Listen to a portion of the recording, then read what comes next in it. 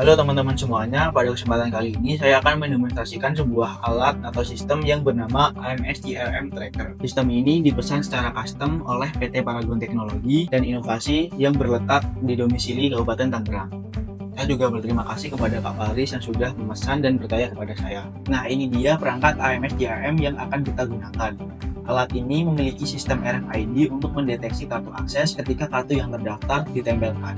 Alat ini akan otomatis menyalakan atau mematikan sesuai dengan aturan yang telah ditentukan ke dalam sistem. Alat ini juga memiliki beberapa tampilan yaitu LCD, lalu buzzer, lalu saklar, dan juga adaptor.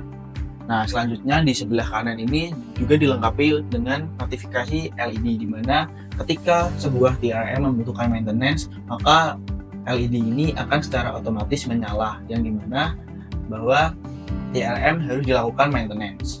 Nah, lalu sekarang saya akan mencoba untuk menempelkan kartu akses yang telah saya pegang. Nah, kartu ini merupakan kartu yang belum terdaftar atau belum saya daftarkan. Lalu saya akan menempelkan. Nah, terlihat ada sebuah buzzer yang berbunyi di mana kartu ini sudah terbaca dan di LCD menunjukkan tampilan bahwa kartu ini belum terdaftar. Apabila kartu belum terdaftar, maka dari alat tersebut tidak akan melakukan instruksi apa-apa kecuali menampilkan bahwa kartu ini belum terdaftar. Lalu sekarang kita beralih di bagian website atau sistem websitenya. Nah, sebelum kita masuk ke sistem websitenya, website ini sudah dilengkapi dengan fitur login. Nah, di mana pengguna atau admin harus melakukan login terlebih dahulu sebelum masuk ke dalam dashboard. Nah, dashboard ini dilengkapi beberapa fitur atau tampilan, ya, di mana salah satunya contohnya yaitu jumlah DRM, lalu jumlah DRM yang menyala, lalu jumlah DRM yang mati, lalu jumlah usernya itu ada berapa. Nah, lalu di sini juga dilengkapi grafik penggunaan DRM terbanyak. Jadi di antara DRM dari 1 sampai puluhan nanti akan terlihat DRM mana yang sering digunakan dan paling banyak digunakan, seperti itu. DRM ini berfungsi untuk melihat daftar-daftar DRM yang sudah ditambahkan. Dan di fitur di sini juga kita bisa melihat DRM yang perlu di maintenance dan semua DRM yang sudah didaftarkan. Nah, sekarang sebagai contoh saya akan mendaftarkan salah satu DRM. Nah, kita coba menambahkan salah satu DRM. Nah, untuk nama DRM ini bisa diisikan secara bebas. Lalu untuk kode alatnya ini mengikuti atau harus sesuai dengan nomor atau kode seri yang ada di alatnya. Lalu kita simpan. Nah, di sini sudah ada satu daftar DRM yang siap untuk digunakan. Dan di DRM di sini ada beberapa indikasi atau status yang diantaranya yaitu ada nama, kode alat, kondisi, jumlah pemakaian, dan terakhir kali digunakan. Nah, lalu kita masuk di menu bawahnya yaitu riwayat perawatan. Nah, riwayat perawatan ini akan ada setelah kita sudah melakukan riset pemakaian atau kita sudah melakukan maintenance. Nanti ada form yang berisi tentang status kelayakan seperti itu, dan nanti hasilnya akan disimpan di sini. Nah, riwayat penggunaan ini kita dapat memantau riwayat DRM yang telah digunakan, baik yang kondisinya nyala maupun kondisinya mati. Nah, ini bisa diatur dan ini juga bisa disetting untuk rentang tanggalnya. Lalu di bagian bawahnya yaitu ada user. Nah, ini merupakan user yang dimana dapat mengakses DRM, yaitu mematikan ataupun menyalakan alat AMS DRM tersebut. Nah, kita dapat menambahkan user ini secara otomatis maupun juga secara manual. Dan di bagian kanan pojok kanan atas di sini dapat kita filter untuk mungkin nama lab dan lain sebagainya. Kita juga dapat mencari atau men-tracking, searching user yang telah ditambahkan. Nah, di bawahnya di sini terdapat belum terdaftar. Nah, di menu belum terdaftar ini merupakan kartu yang belum terdaftar tetapi sudah kita tempelkan ke dalam alat AMS DRM tersebut. Ketika ada kartu yang belum terdaftar, maka kartu tersebut akan masuk ke dalam menu tersebut. Nah, menu ini kita dapat mendaftarkan ataupun menghapus kartu yang akan kita gunakan. Kita akan mendaftarkan kartu tersebut. Nah, kita namai saja menggunakan nama saya. Terus lalu kita isikan nomor WA, lalu kita isikan nomor email, kita isikan labnya. Nah, di lab ini kita juga bisa menambahkan lab lagi, yaitu lab 02, seperti itu. Kita pilih, nah kita masukkan password. Nah, password ini nanti kita gunakan untuk login, ya. Nah, jadi di sistem atau di website kali ini sudah menerapkan yaitu multi admin. Jadi nanti ada super admin dan juga ada admin biasa. Di sini sudah ditambahkan yaitu ada nama, kartu RFID-nya berapa, lalu nomor WA, emailnya berapa, lalu ada nama lab. lalu kita dapat menghapus atau mengedit dari data yang sudah ada. Nah, di sini nanti kartu belum terdaftarnya akan hilang karena yang kartu tadi sudah saya daftarkan. Nah, selanjutnya di paling bawah ini adalah pengaturan. Nah, pengaturan di sini itu maksimal penggunaan TRM. Nah, di mana ketika TRM di sini saya setting 110, berarti ketika TRM sudah dinyalakan atau dimatikan lebih dari batas waktu yang telah ditentukan, maka alat tersebut tidak akan berfungsi atau tidak akan berjalan. Dan alat ini juga akan mengirimkan notifikasi via email bahwa alat tersebut harus dilakukan maintenance. Jadi saya akan mencoba menggunakan alat AMS TRM tersebut. Nah, biar tidak lama dan tidak memakan waktu yang cukup lama, batas maksimal penggunaan TRM saya ubah menjadi 5 pemakaian atau paling banyak 5. Jadi nanti setelah saya gunakan lebih dari 5, maka alat tersebut atau sistem tersebut akan mengirimkan notifikasi secara email dan juga ada notifikasi bahwa alat ini sudah melebihi limit. Jadi alat ini nanti tidak akan berfungsi atau mematikan fungsi sementara ya. Dan nanti akan ada output yaitu motor servo yang akan menggerakkan secara otomatis saklarnya. Jadi nanti saklarnya ketika alatnya sudah berfungsi lebih dari 5 kali, maka saklarnya juga tidak akan bergerak. Nah, lalu kita masuk di dashboard. Nah, di dashboardnya ini terlihat ya jumlah TRM-nya ini sudah bertambah, lalu jumlah TRM yang mati ini juga sudah bertambah, lalu jumlah usernya juga sudah bertambah sesuai dengan apa yang telah kita tambahkan tadi. Seperti itu. Nah, sekarang saya akan mencoba mendemonstrasikan terkait dengan sistem dan alat TRM tersebut. Nah, sebelumnya saya izin untuk menggeserkan sebuah kamera saya. Nah, di sini ada motor servo dan di mana motor servo ini akan bergerak sesuai dengan settingan yang telah kita tentukan ya. Ini geraknya berapa derajat atau perputarannya, kecepatannya berapa, cepatnya berapa putaran seperti itu. Ini bisa ditentukan. Nah, karena kartu yang sudah kita daftarkan tadi ini sudah didaftarkan, nah maka ini bisa untuk menggerakkan atau menyalakan motor servo ini. Nah, ini ada tampilan LCD-nya juga. Sebentar saya akan sedikit meredupkan. Nah, jadi sudah redup ya, sudah terlihat ya. Nah, jadi saya akan melakukan tag kartu.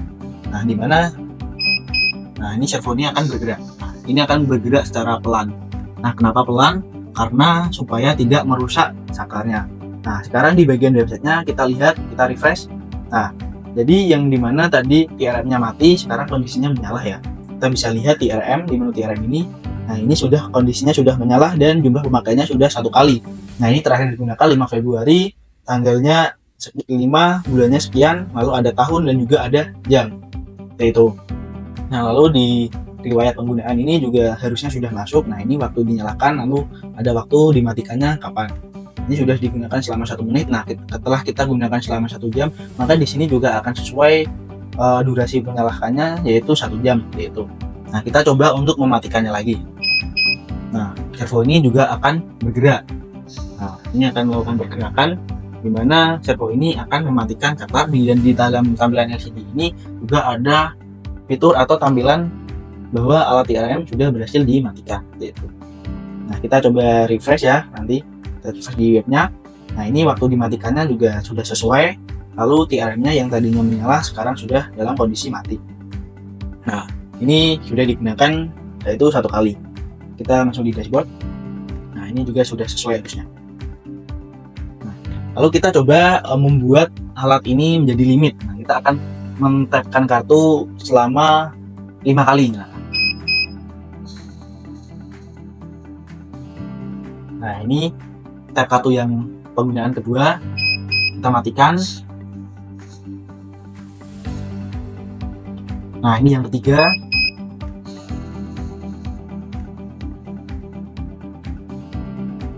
Ini yang keempat.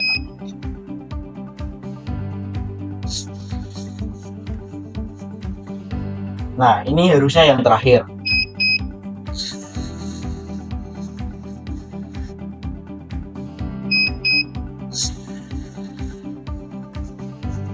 Kita lihat sudah berapa kali pemakaian. Nah, ternyata baru 4 kali. Nah, maaf, berarti ini yang terakhir. Ini yang kelima. Nah, yang kelima ini akan sedikit memakan, atau yang terakhir ini, misal kita setting di 100, nanti yang ke penggunaan atau menyalakan yang ke 100 itu akan memakan waktu kurang lebih 5 detik, karena sistem ini akan mengirimkan notifikasi email kepada seluruh pengguna. Nah, jadi akan memakan waktu yang cukup lama. Nah, Nah, kita berhasil menyalahkan penggunaan yang kelima kali. Nah, saat ini sudah penggunaan yang kelima. Nah, sekarang kita akan mematikan. Nah, ini kita akan mematikan penggunaan kelima ya. Nah, ketika penggunaan kelima, ketika kita sudah merefresh websitenya atau sistemnya, ini terdapat notifikasi bahwa satu mesin TRM mengeluhkan maintenance karena telah mencapai 5 kali pemakaian. Edit untuk reset pemakaian pada TRM yang sudah dilakukan maintenance. Nah, seperti ini. Nah, nanti akan ada notifikasi seperti ini, dan juga ada notifikasi yang dikirimkan secara email. Ini teman-teman salah satu contoh peringatan perawatan TRM yang dilakukan secara email ya. Ini ada notifikasi email seperti ini. Jadi ada nama TRM-nya, terakhir digunakannya kapan, total penggunaannya berapa, batas maksimalnya berapa, statusnya memerlukan perawatan seperti itu. Nah, ini dikirimkan secara online dan secara otomatis ya teman-teman, jadi tidak perlu khawatir. Nah, lalu ketika sudah digunakan selama 5 kali atau sudah mencapai batas limit, maka ketika limit, nah nanti LCD-nya juga tidak mau untuk melakukan tap limit pemakaian, dan LED di sini akan menyala ya teman-teman. Nah, ini akan menyala terus-menerus. Kita tap, nah nanti bakal tidak mau atau tidak berfungsi. Nah, ini juga tidak berfungsi untuk servonya seperti itu. Nah, ini tidak akan berfungsi dan tidak akan bergerak. Nah, sekarang kita melihat di bagian webnya lagi. Nah, ketika di dashboardnya nanti akan ada ya, di dashboardnya akan ada bahwa TRM-nya ini mati. Lalu di bagian TRM ini, nanti di bagian menu TRM ini ada menu lagi dalamnya, yaitu perlu maintenance. Nah, perlu maintenance ini yaitu TRM yang sudah melebihi batas yang telah ditentukan tadi, seperti itu. Lalu kita masuk atau kembali ke dashboard. Nah, kita juga bisa melihat daftar TRM-nya juga langsung dari sini. Kita tinggal klik saja. Nah, di sini kita diarahkan di bagian TRM yang diperlukan maintenance. Nah, lalu kita bisa mereset pemakaian. Nah, kita reset. Nah, saat kita reset, ini kita disuruh untuk mengisi form perawatan. Nah, form perawatan ini juga bisa di custom atau ditambah-tambah sendiri ya, atau bisa diisikan sendiri. Nah, ini kita juga bisa mengisi siapa sih teknisi yang nanti akan melakukan atau mengisi form perawatan, apakah super admin ataukah user yang telah ditambahkan. Nah, ini mengambil data dari user di sini ya. Ketika di sini ada 5 user ya, ini nanti akan menampilkan 5-nya user yang telah ditambahkan. Nah, sekarang kita contohkan sebagai super admin saja. Nah, kita isikan secara acak saja ya. Nah, lalu setelah kita berhasil mengisikan semuanya, lalu kita simpan. Nah, setelah kita simpan, maka TRM-nya akan bisa digunakan kembali dan notifikasi juga sudah hilang. Nah, lalu di bagian perlu maintenance sudah tidak ada. Nah, untuk ARM-nya juga sudah kembali ke 0. Nah, lalu kita masuk di bagian riwayat perawatan. Nah, riwayat perawatan ini nantinya akan ada riwayat TRM yang sudah dilakukan perawatan. Nah, siapa yang melakukan perawatan, lalu ada email usernya, lalu ada aksi. Nah, aksinya kita bisa melihat atau lihat detail. Nah, dan juga bisa di-download dalam bentuk PDF. Nah, kita akan mendownload dalam bentuk PDF-nya ya. Nah, kita akan mendownload. Nah, lalu kita akan buka. Nah, seperti ini kurang lebih tampilannya ya. Setelah kita download, lalu kita akan kembali lagi. Kita juga bisa melihatnya dari sini. Nah, lalu ketika kita reset, nah nanti di riwayat penggunaan juga masih ada ya. Ini tidak hilang ya teman-teman. Jadi kita tadi nyalah matikan 0 menit seperti itu. Nah, jadi yang terakhir saya akan menjelaskan gimana perbedaan super admin dengan admin biasa. Nah, ini saya akan keluar dulu dan saya akan login sebagai karyawan ya. Di sini contohnya saya akan menggunakan email dari email Maris ini ya. Saya akan keluar. Nah, jadi karyawan juga bisa tuh untuk monitoring alat TRM-nya, tetapi memang ada batasan. Batasannya seperti apa? Jadi kalau admin biasa itu hanya bisa melihat dashboard, lalu bisa melihat TRM yang dimana ini supaya karyawan itu tahu TRM mana ya yang sekiranya tidak dipakai. Itu lalu riwayat penggunaan atau riwayat perawatan ini juga bisa dapat dilihat oleh karyawan atau email biasa atau akses masuk selain super admin seperti itu. Nah, fungsinya supaya saya tahu AMS TRM ini tidak digunakan, saya akan menggunakan alat ini saja gitu. Ini bisa melihat tetapi tidak bisa melakukan edit ya. Nah, kalau download masih bisa gitu. Nah, nanti riwayat penggunaannya juga dapat di-download dalam bentuk Excel gitu. Jadi kurang lebih seperti itu untuk demonya. Apabila ada pertanyaan silahkan ditanyakan. Apabila ada kata-kata saya yang kurang berkenan atau berbeda, mohon maaf. Sekali lagi terima kasih atas perhatiannya dari awal sampai akhir. Wassalamualaikum warahmatullahi wabarakatuh.